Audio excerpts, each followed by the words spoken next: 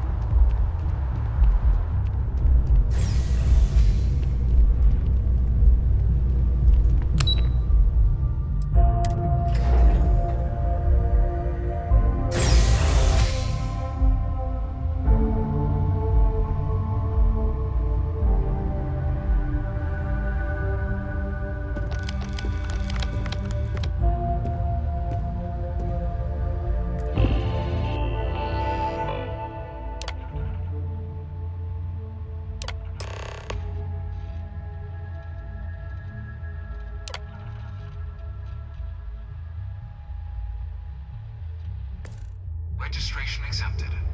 You may now proceed through the historical displays in the orientation hall, or continue on to the examination.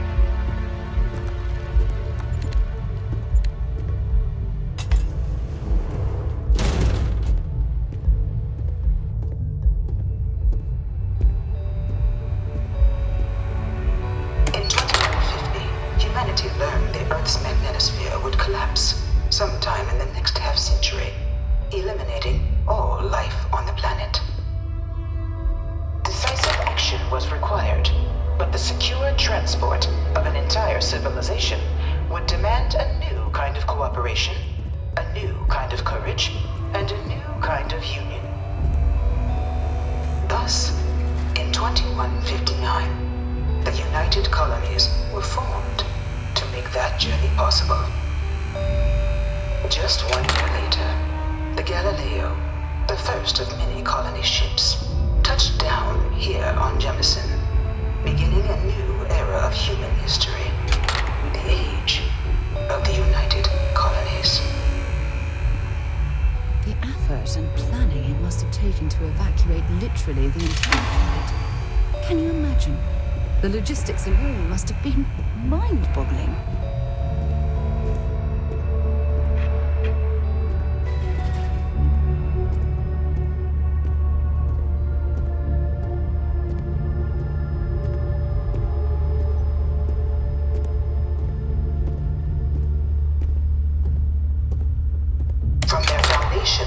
The United Colonies strove to provide all their citizens with opportunity, security, and peace. But there were those among the UC that still wanted something more: independence. So in 2161, the UC issued the Centaurus Proclamation, granting UC citizens the right to settle distant worlds and form their own sovereign powers. It wasn't long before the first new faction, the Free Star Collective, was formally organized in 2188, later followed by House Varun, revealing themselves to the universe in 2230. The result of the Centaurus Proclamation has always left me torn. So much conflict arose as a result. Was it worth it? It was only in 2230 that the faction known as House Varun first made contact with the rest of the settled systems. Founded by the passengers of a colony ship that had left New Atlantis and disappeared 4 decades earlier, House Varun was a faction unlike any other. A theocracy dedicated wholly to the beliefs of its isolationist founder, Janan Varun. House Varun initially made overtures of peace towards the rest of the settled systems. They claimed their only intention was to spread the word of their god, the Great Serpent. But none could have guessed that this worship might take the form of a bloody war, the Serpent's Crusade.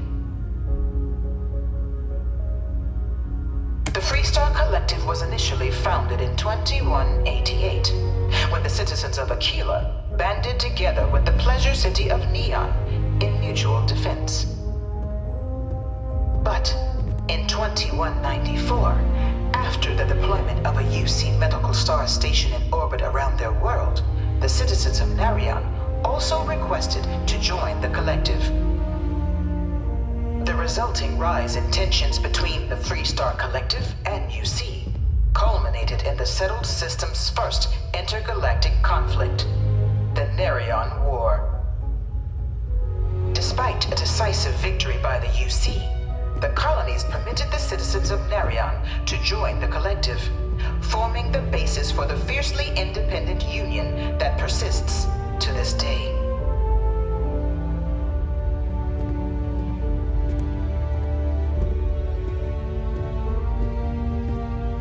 Beginning in 2240, House Varun forces declared all-out war on the rest of human civilization, initiating the Serpent's Crusade.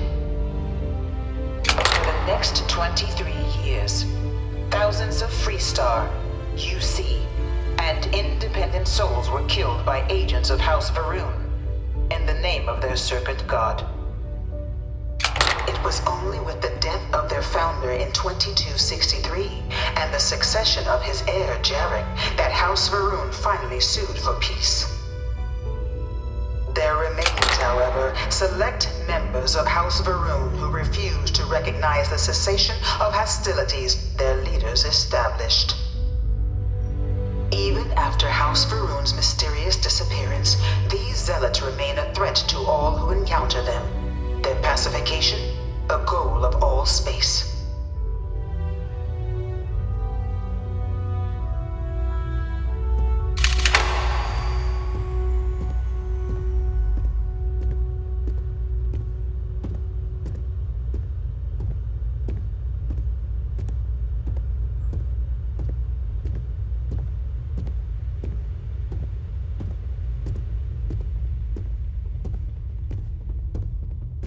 Of the many conflicts between the galaxy's factions, none was more brutal than the recent colony war between the UC and the Freestar Collective.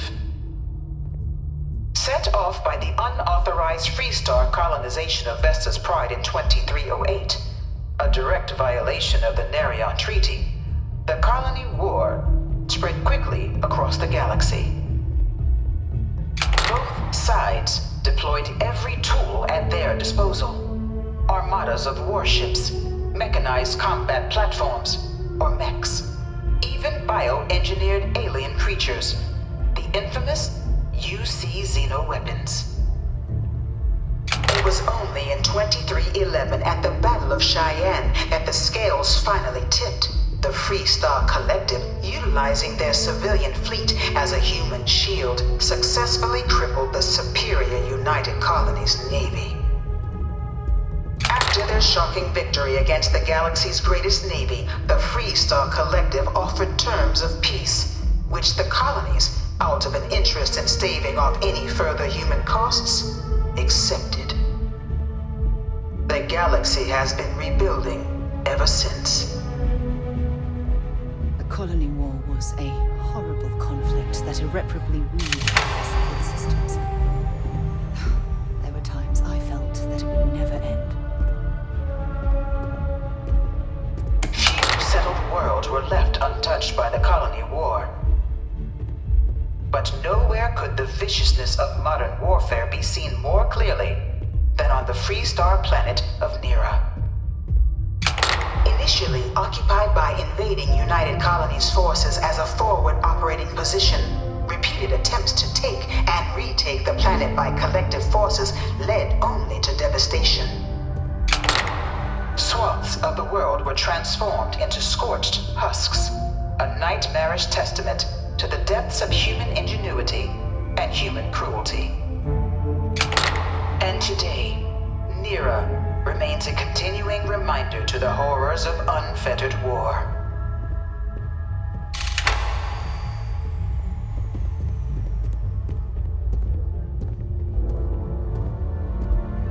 You think the Freestar Collective's got a place like this?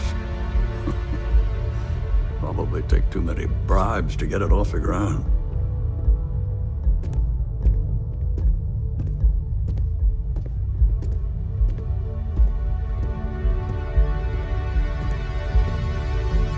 I bring her here almost every day to stare at this thing. I can't stop staring at it. A real terramorph. No one knows how they move between planets. I wonder if they can grav jump or something. This thing's like an artist's rendition, right? No animal can be this ugly in real life. In the midst of the colony war, a different kind of tragedy struck the UC city of Londinian. A newly constructed but critical supply center for the United Colonies' war effort, Londinian found itself overrun by one of the galaxy's most mysterious predators, the Terramorph. A rare but pervasive threat to all human-settled worlds, Terramorphs swept over the city, seemingly out of nowhere, on a scale never before seen in recorded history. Valiant efforts by the UC military slowed the onslaught, but the creatures proved unstoppable. Ultimately, the decision was made to destroy the Londinian spaceport, sealing off the city, the outbreak, and its citizenry from the galaxy at large. The tragedy of Londinian is mourned by the UC to this day.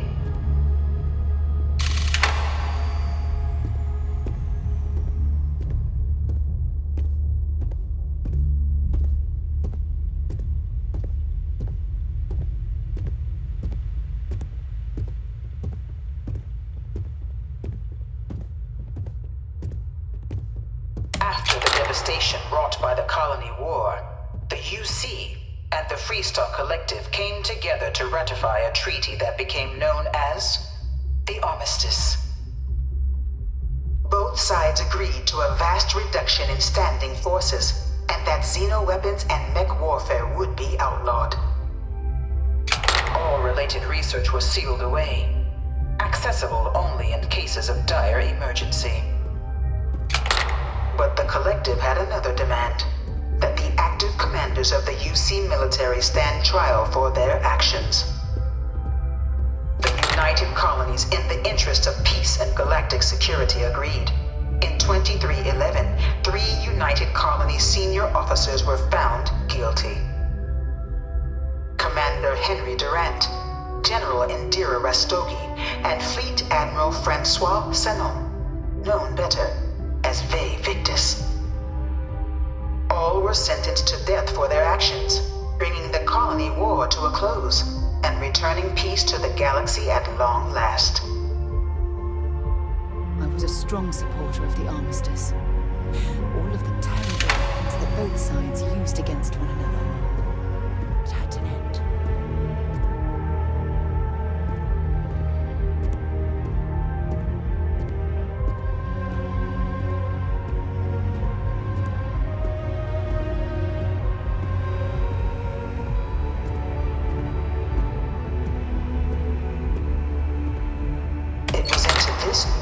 That the Vanguard was born. An official branch of the UC Navy, the Vanguard is the United Colonies Volunteer Fleet, serving a myriad of security, logistical, and reconnaissance roles. And after a sufficient length of service, UC citizenship is guaranteed to every Vanguard member.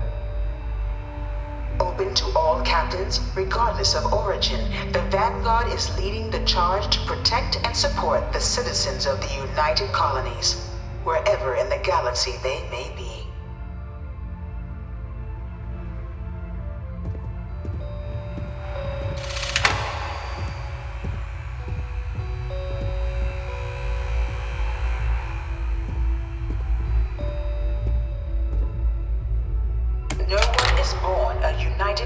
Citizen.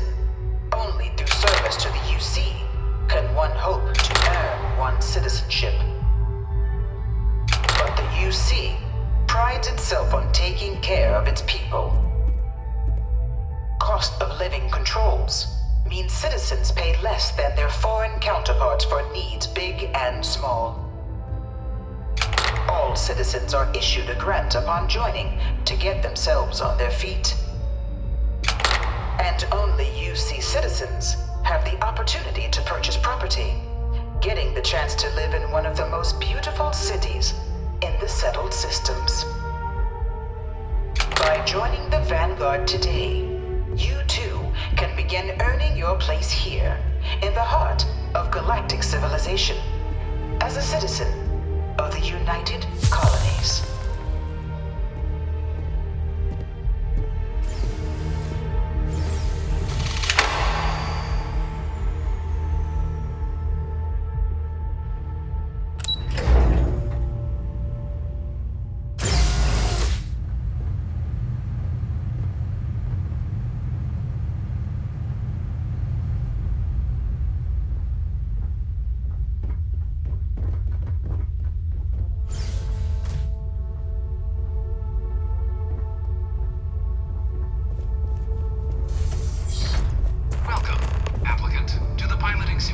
I've spent a fair bit of time in simulators just like these. They're startlingly realistic. Have fun.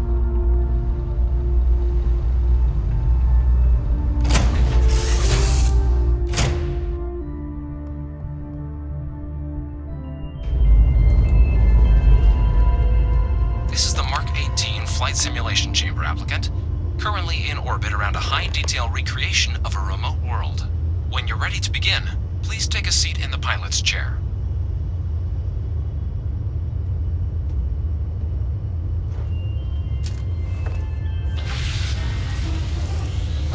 Your exam is simple. Defeat as many tiers of opponents as you can before your ship is disabled. You must defeat at least 3 tiers of opponents to pass the exam. Good hunting, applicant.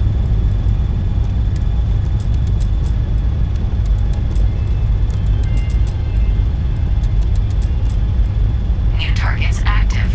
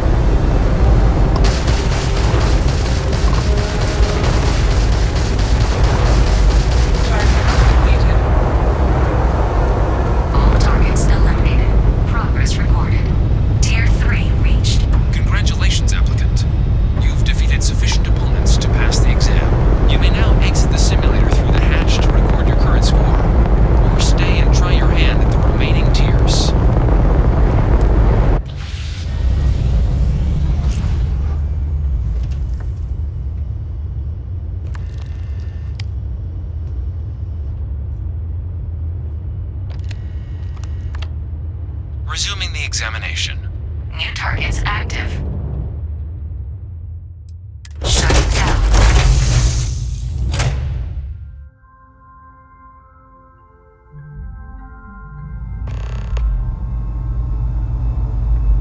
Congratulations, applicant. You've passed. You can head up to Commander Tuwala to receive your final results and your probationary assignment. Or you're welcome. Good showing in there, applicant.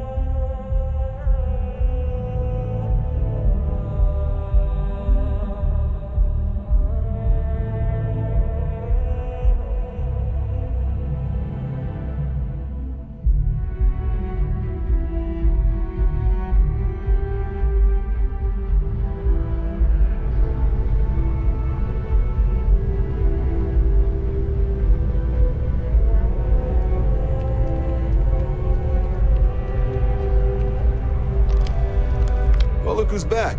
Everything go all right with the exam? Or did you have some questions you needed answered first?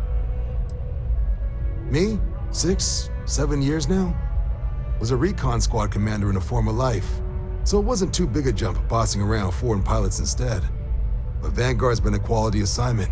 Meet new people, judge them on a series of diverse criteria, get them out there helping people who need it. MASS is short for Military, Administrative, and Scientific Triumvirate. From here, the 3 co-equal divisions of the UC government work together to advance the cause of the colonies. Be that through mutual defense, political and diplomatic strength, or scientific discovery. Now, serving any of the UC's divisions grants citizenship, but scientific and admin positions in the UC tend to be real competitive. Understandable, most people would prefer to earn their citizenship behind a desk rather than in combat. Not something I'd ever choose for myself, but understandable. Military used to have a pretty narrow view of where the best pilots came from. In their eyes, it was UC or bust. The creation of the Vanguard was an acknowledgement by the brass that maybe not all the galaxy's greatest pilots went through a UC flight school. So it's the Vanguard's job to find them and get them to fly for us.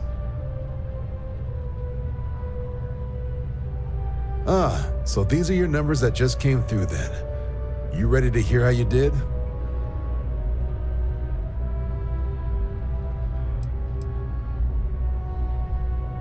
I like the fire, applicant.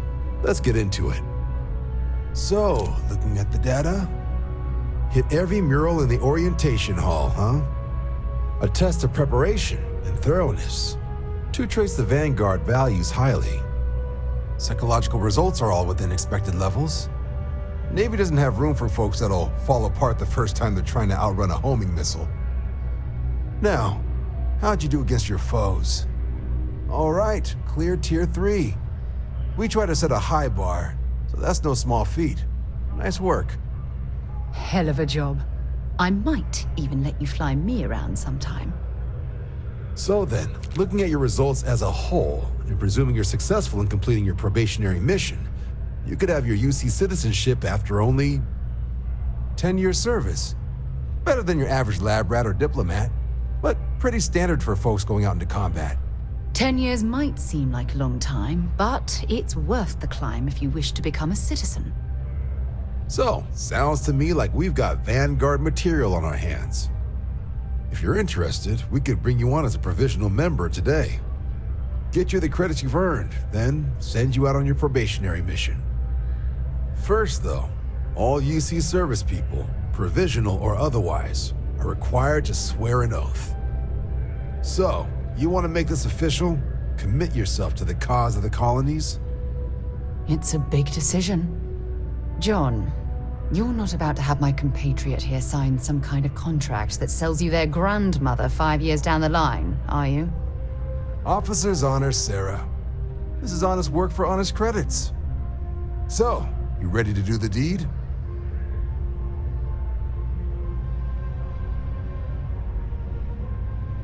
Fantastic. Then just follow me.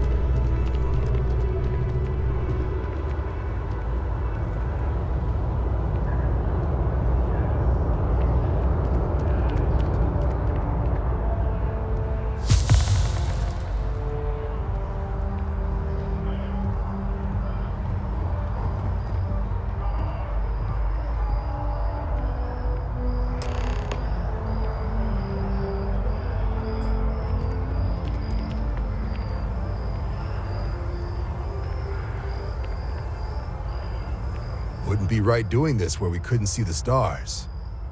Now, raise your right hand. The motto of the Vanguard is Supra et Ultra, above and beyond.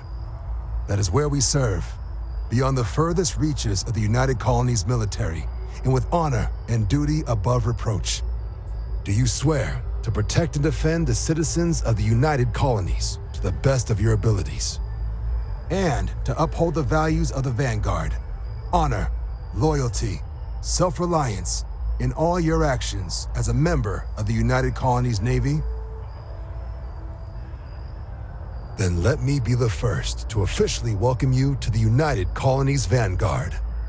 Now, only thing left is getting you that probationary mission. And what I've got is comms repair. Group trying to refurb an old colony war processing plant on Tau Ceti 2. Sounds like they'd barely gotten set up when their communications died. Place is as isolated as they come, so Brass wants a Vanguard to deliver the repair suite and ensure anyone present is safe and secure. So, can the people of Tau Ceti 2 count on you? That's the spirit. Head down to the spaceport and talk to Crew Chief Harath. He'll get you the repair suite plus your new recruit kit. Oh, and your advance. Give it your all out there. Supra et Ultra.